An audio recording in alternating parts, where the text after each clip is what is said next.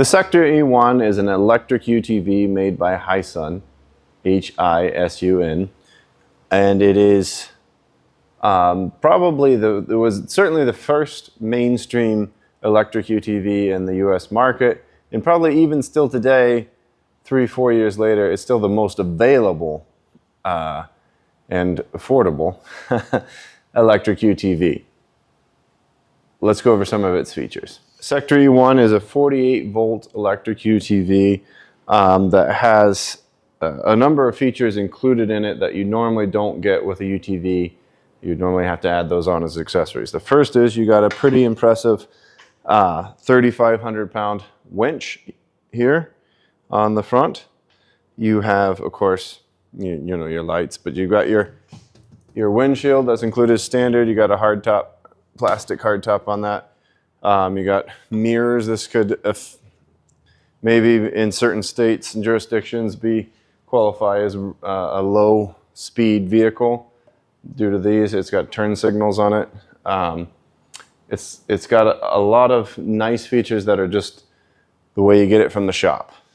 I've had my Sector E1 for almost 3 years now, and I do use it around the property. I have a lot of forested hills, so this thing sees a lot of firewood duty.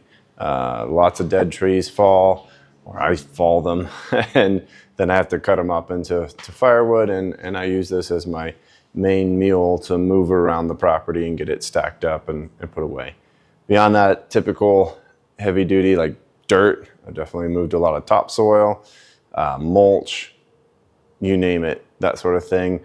And of course, in the winter months here in Iowa, I use it a lot for snow removal on my driveway and property. I use the winch to do I think it's a 54-inch snow blade, and it does a fantastic job with that. This is, of course, the dash.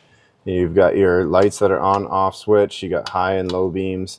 You got a switch between 4-wheel drive. You can hear that when you press the button. It kind of like, you can hear it engage like that.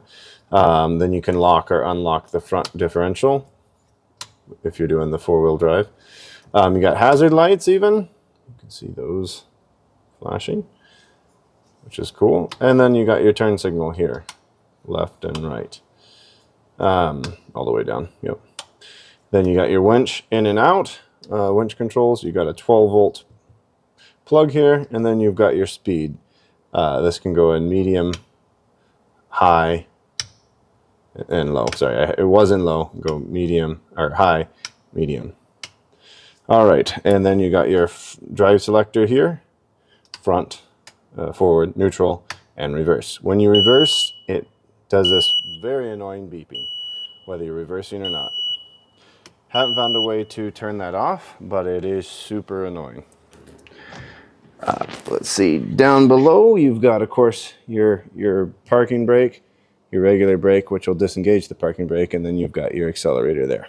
On this side you've got a glove compartment, just a little bit of space in there, but most importantly this is where your 110 plug comes out, and you can plug it into a standard wall outlet.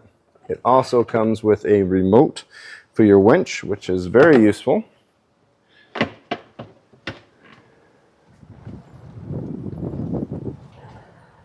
Let's go for a ride.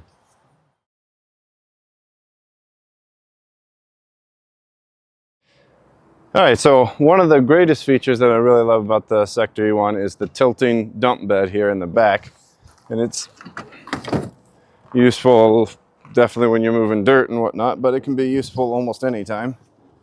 It's a hydraulic assisted dump, which means, you know, if your load's not too heavy, it'll lift up just like with fairly minimal effort. You can just, whoops, pull that back and it'll do it on its own, like that. Now, if you're loaded up with a heavy load, lots of dirt, rocks, whatever, yeah, you're gonna need to give it some assistance because it won't do it straight up on its own. Okay, so I've had it for 3 years. Have I had any issues with it? Yeah, I have. I've had 2 problems with it over the past 3 years. Most of them I would say are both of them I would say are minor.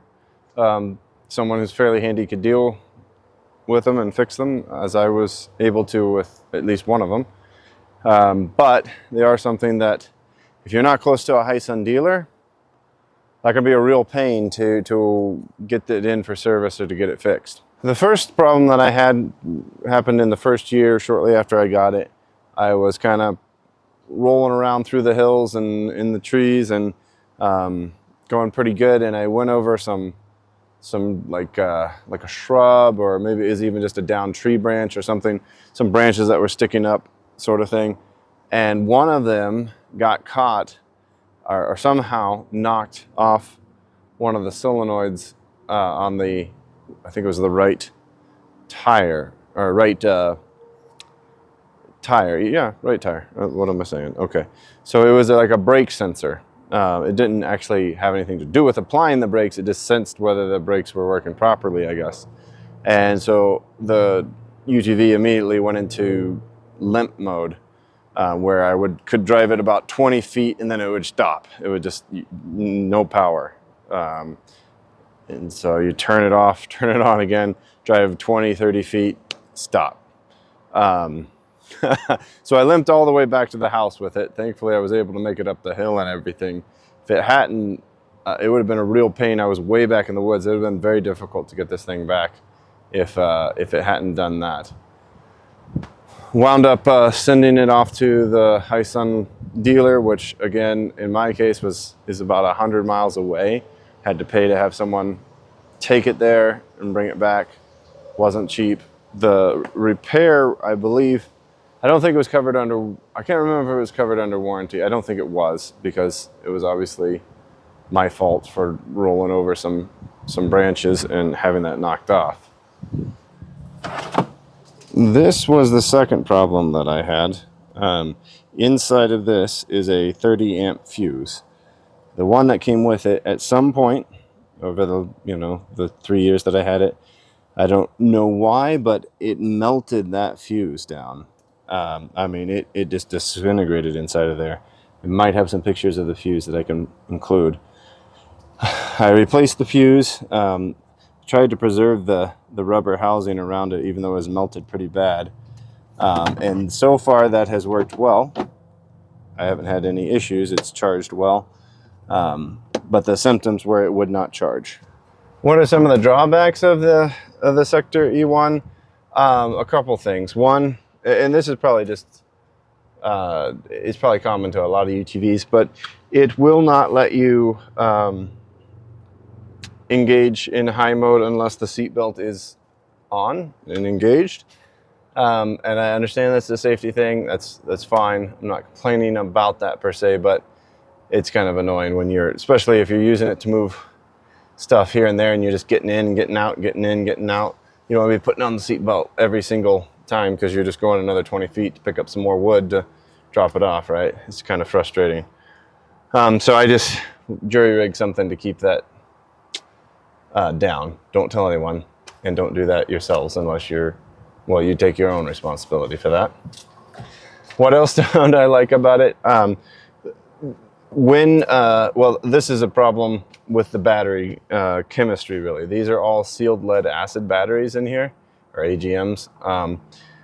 And so they're super freaking heavy, right? There's 6 of them, and there are 6 8-volt or 12-volt batteries. No, sorry, I'm saying that wrong. There's 8 of them, 8 12-volt batteries. So you got 2 parallel banks of 48 volts. Problem with those batteries is you can't fully discharge them. You can only discharge about half of their capacity. So they're really freaking heavy, and you only have about half of the rated capacity for them. This would be I feel like a completely different UTV if it used lithium iron phosphate. It'd be tremendously lighter battery bank. You'd be able to fully discharge down. I think you'd have an awesome vehicle, and that's probably something I'm looking at doing at some point, is replacing the battery bank, but all in good time.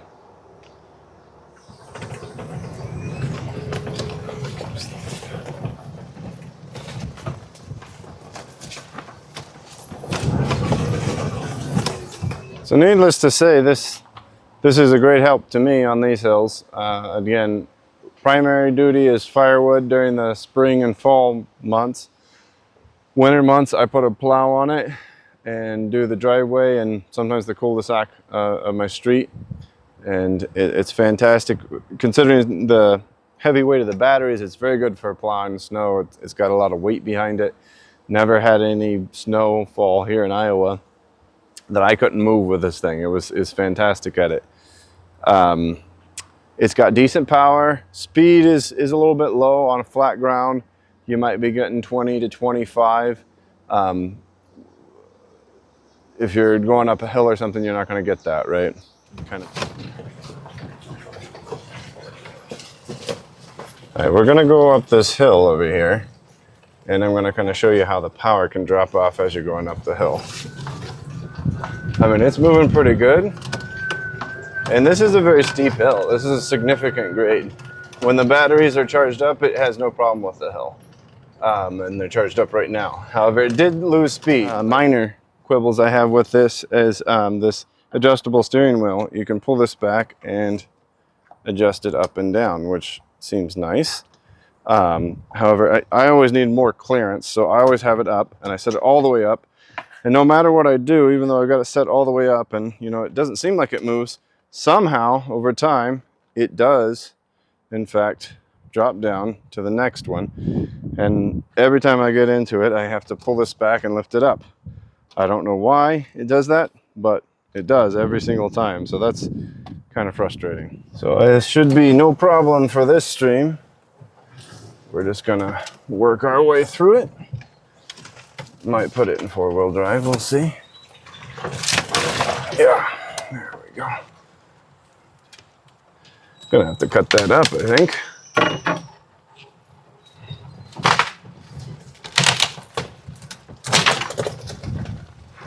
What about crawling up a hill? You betcha.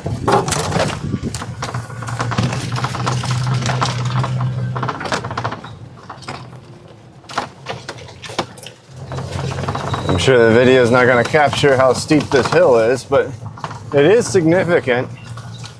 And this UTV, when it's charged, it can conquer it, even with a load of wood or something in the back.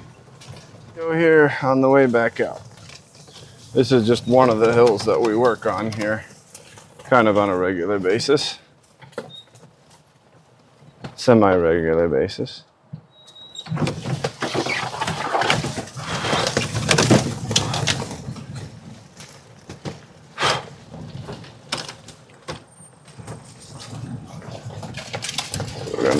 Go back and ford this small stream. Usually it's a lot deeper than this, so that'll be an interesting adventure, no doubt, if we can get back over without getting too wrapped up in the mud. All right. Hey, that actually went really well.